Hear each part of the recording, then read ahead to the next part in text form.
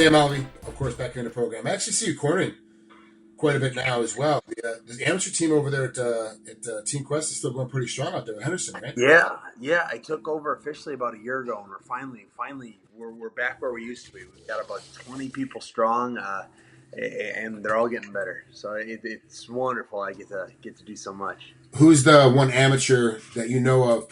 You're pretty sure of is going to be showing up in the pro ranks here pretty soon. And Let's see. I got two, David Lopez and Trevor Wells. They're both fighting for the Epic title this weekend.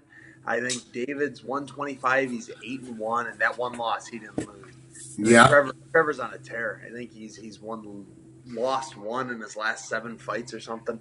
Both those guys, they just train like they're going to be good. Wow, it's good. That's the thing, man. Consistency and dedication, and that's the thing. Oh yeah. How many times you get the guy that comes in and goes, yeah, I have never done anything. I've never really trained in martial arts, but I'm going to be the UFC champ in 6 months. You're like, nah, man, it's not how it works. Not how it works. Man, you're not going to be an amateur Epic champ at that point. Come on, stop. So, yeah. Speaking of Epic, I will see you next weekend. I'll be down there. My wife and I I'm reffing and she's timekeeping next week, so I'll see you. Oh, fantastic! Yeah, I leave for Orlando on Saturday, so I'll be cornering on Friday and I leave on Saturday. Really, and then bolt right back. That's funny because I ref Saturday night as well. And so after we get done, we got early morning. We have to get up and bolt back to LA. So it's going to be It's a very fightful weekend. There's going to be a lot of fights going up at least for us. So yeah. Mm-hmm. All right, let's talk about your opponent. Say his name, Marcin Prachnio.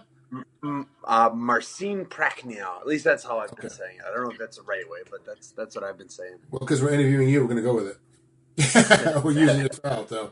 So you're obviously coming off on a loss, right? And then he's on what, a 10-fight win streak or something crazy. Turn it up. Yeah, but over in one championships, not in obviously first time this is his debut in the UFC. As you get his debut, obviously you're 31-10, man. You have so much more experience, and now as a coach, you have so much more knowledge of how the fight actually goes. Marcin's only 13-2. You should be worried because he's on a tear, but you don't really ever get worried about your opponents. You kind of already know what's going to happen when you get in there. You've got a really good game plan. Has anything changed in camp this time for this particular athlete? The best change I've had is I've had a full camp. I haven't been injured. I haven't had anything. I've had training partners. It's been wonderful. I know Tal's latest, I broke my ankle before that fight. Then Rashad, I accepted that fight before my ankle was even cleared. Yeah. After Rashad, I got the last cat. I took that. That was just a dumb fight for me to take. Hindsight's 20/20, but that fight was 10 days notice. And So the biggest change, I've had a full camp this time. I think I got 6 out of 8 weeks. I think it's still a little short notice, but nothing I'm worried about. I was training before then.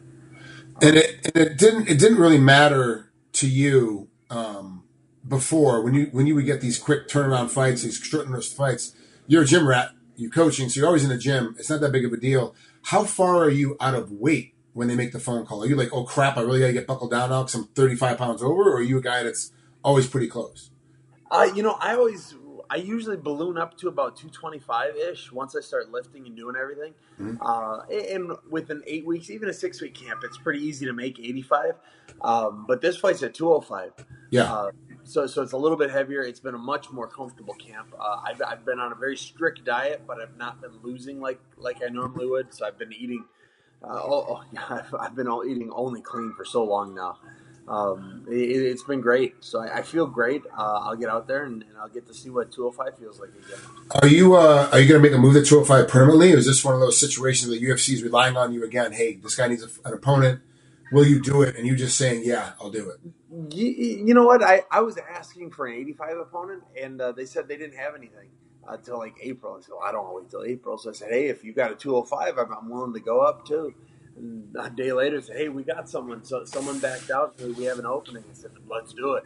So I don't know if I'll stay here. I might go down. I'll see where it goes. I'm pretty comfortable at 85. I think my first 12 or 13 fights were at 205. Yeah. Not the UFC, of course, but so I'll be out there, and it'll be fun to see what the size difference is. Because I think I'm a big 85er, and you are middle of the road 205er.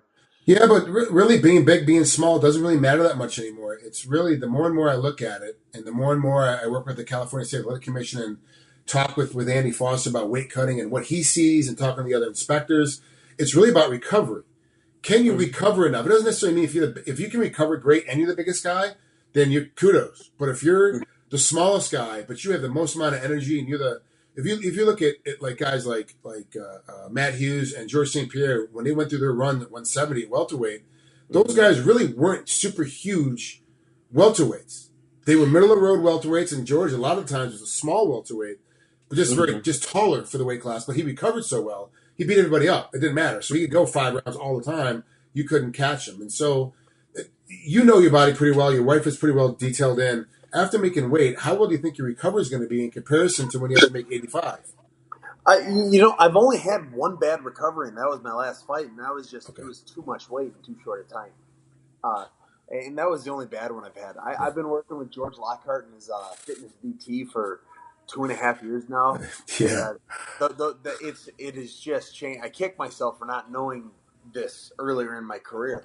It would have had such an easier first half of my career. Dude, you're the fourth athlete I've interviewed this week and coming up in future UFC or Bellator fights. And that said, George Lockhart is the reason why they're able to make weight, the reason why they're able to function. And their big citing grace, and correct me if I'm wrong, is that they're like, he's not charging me $10,000 a training camp. He's charging me a reasonable rate for what he's giving me. So it makes it simple. It's not like I have to, hey babe, can you go do like 4 more privates just so I can pay for this other guy? Like, it's none of that. It's just, hey, I can afford this. It's very simple. It's very clean. It's $17 a month, and it gives me an app. I get to put in my training schedule, my work schedule, my everything schedule, and it just built a diet around it. And then I get to update that diet every day of the week, my weight and my body fat percentage, and it'll adjust weekly as to what I'm supposed to eat the next week and when I'm supposed to eat. It just made everything so easy. What's that? Can you change too? Can you go into like, what, last week I really liked turkey, but this week I don't like it? Oh, yeah. Okay. Anything I eat. And it's because I'm a fighter. What I do is I buy a turkey on Monday. I make a turkey. And I just eat turkey that'll be my. Oh, you're buying like a turkey, like a whole turkey. Yeah. Okay. And then every time it says eat tilapia or eat salmon, I just switch it to turkey for this week. Maybe next week I'll do salmon. So I'll buy a bunch of salmon, and anytime it says eat this, I'll switch it to that. Now we can hear your kids in the background. Do they eat the same? And this is the reason why I'm asking is because do they eat the same foods that you're on because they have to, or do you have to make this is dad's diet, and then you guys get whatever? With the way I've been making just my turkey, every time I eat, I want some chicken too. I said, all right, you can have. So they get some too. Yeah. So they eat pretty well also. But then they're kids, so they get a little more than me, or a little wider. Yeah, right. Food, yeah. Yeah, definitely mac and cheese, definitely some Cheetos in there. Yeah, you have to. They're kids. You got to let them be kids. You can't. Oh yeah. Come out and make them be adults way too soon. There's enough time of that later. Let them be a kid. So I totally agree with that. So I also got to ask you, over your shoulder, there's a photo of. It looks like you and your wife, Day of the Dead, with the makeup on. Is that from Halloween, or is that just some weird fetish you guys have going on where you always dress up? That was when I fought Nicholson down in Mexico. Oh, that's right. I totally forgot. Oh, yeah. We went down there, and it was the Day of the Dead celebration. So we went downtown, and we all got dolled up. Wow, that's pretty awesome. I just thought it was like, because you two are very a very open, a very loving, but a very, very serious couple. And I thought maybe this is like one of your things, like you guys get like cosplay. These guys just get dressed up and go. Like Angela Hill and her husband, they just get dressed up and go do cosplay stuff. That's just what they do. Yeah, you know what? We do. We met at the Renaissance Fair. Yeah, I know that. Yeah, we do that often enough. We've all got our costumes for that. We've done Comic-Con, and we've done Star Wars, 50 years special. So we've done all that stuff too. So it's funny that you're as big a nerd as you are as good a fighter.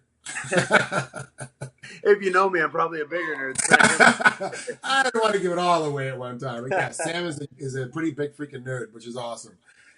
So now that Henderson is in full retirement, and I had heard that they were trying to get him to come back for Bisping's last fight, and it just didn't work out or whatever. Is Henderson still as involved in the gym as he was before when he was still training, or is it a different vibe now because he comes in, he's not training for a particular fight, or how's it working? Yeah, it is a different vibe. He's retired. He's still the most knowledgeable retired guy that's ever been. So he still helps out with the team, and we're always able to get in touch with him or talk to him and say, hey, like I talked to him today. He's going to come in and give me a couple rounds tomorrow. Oh, good. Yeah, it's awesome having it in, but it's demoralizing. The 107-year-old dude can still beat me up like that. He beats you up like a redheaded stepchild, man. Oh, It he is does. crazy. I mean, it is Yeah, he's only nuts. good for like a round at a time. He goes around, takes a round off, goes around, takes a round off. But when he but comes in for that round, it's a beating. still, Ugh, it, I it's hate it. not like it used to be, but he's still in, and he's still definitely a big part of Yeah, Team Quest. yeah, good for him. I'm glad he's still doing well, and obviously the gym is doing great. Um, but I got to ask, you're the head amateur coach, so you have a lot of duties. There's a lot of fights that go off for you every weekend. Plus, you've got your kids, you have your own family. Plus, you have a fight coming up. I mean, how do you find a way to balance everything? It's just what I've always done. It doesn't even feel like that much to me. Hmm. I've got the fights, and for the most part, all my amateur team, I got them ticking around out here. I know I got 2 guys this week. I got 4 guys that fight the same night as me, and then a week later, I've got another 4 guys. We're already working on booking some stuff in April, and I've got 2 guys now fighting in the end of March. So I kind of just keep it going. Hmm. Um, but as it gets closer to my fights, I text everyone that's fighting, say, guys, here are the promoters' numbers. Don't be afraid to talk to them Hmm. also. Yeah, Uh, yeah. Don't I, bother me so much.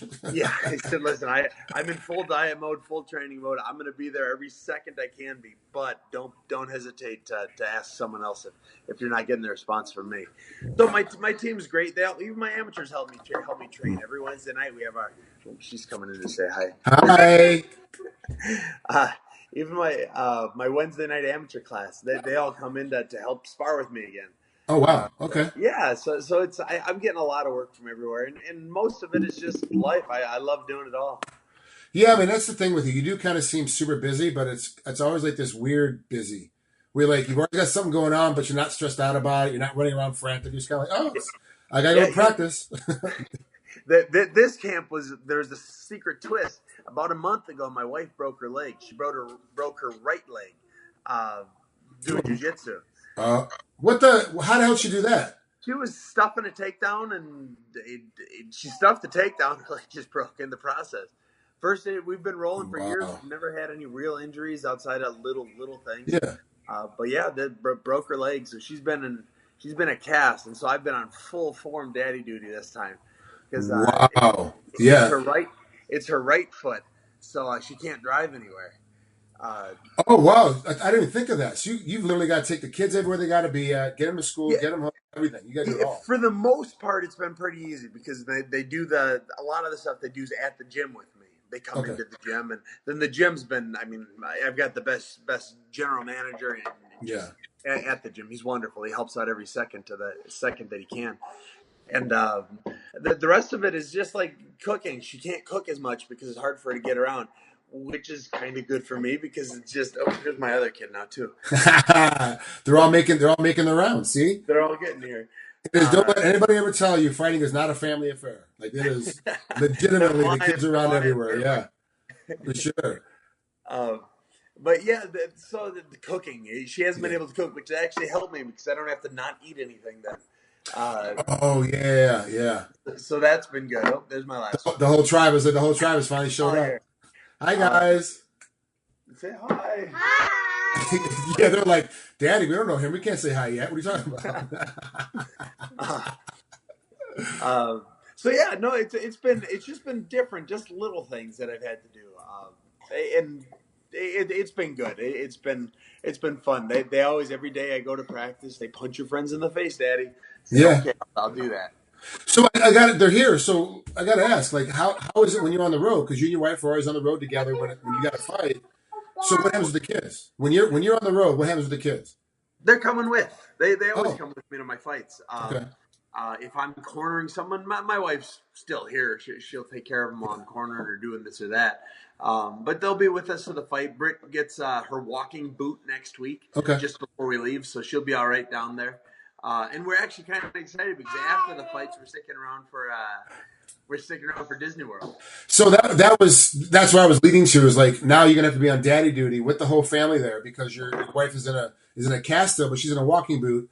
So that whole problem is quelled now. All you have to work still is actually just worry about the fight and Yeah, eating and sleeping. come fight week, it'll be easy. My parents are even coming down a little early to the fight, so they can help with the kids if Britt needs it. Britt will be in her walking boot, so it'll be easy. We're in America, not anywhere else, so she'll be able to go anywhere she wants. She'll be able to drive again too when we're down there. Plus, she'll be in a walking boot, so you guys can get a wheelchair, which puts you to the front of the lines at Disney World. That's what we're looking at. You're like, keep that. You may have to lose the boot when we get to Disney World. I want to make sure you're in the front. That was like what we saw. Yeah, that's awesome, Sam. That's great, man. You really are a huge influence in a lot of fighters' lives. You may not know it, but a lot of fighters are trying to juggle family and juggle gym duties and trying to juggle just general life. They do look at you and your wife as kind of one of the couples in MMA that's like, hey, these guys get it done, and we got to figure out how to do it. Oh, I appreciate. I mean, with 3 kids, all young. I mean, you don't have a teenager in that group. Like, they're all young, so they all got to be taken care of. Your wife's your main corner. She was your main cook. Now, you got to find ways to get stuff done. It's a huge.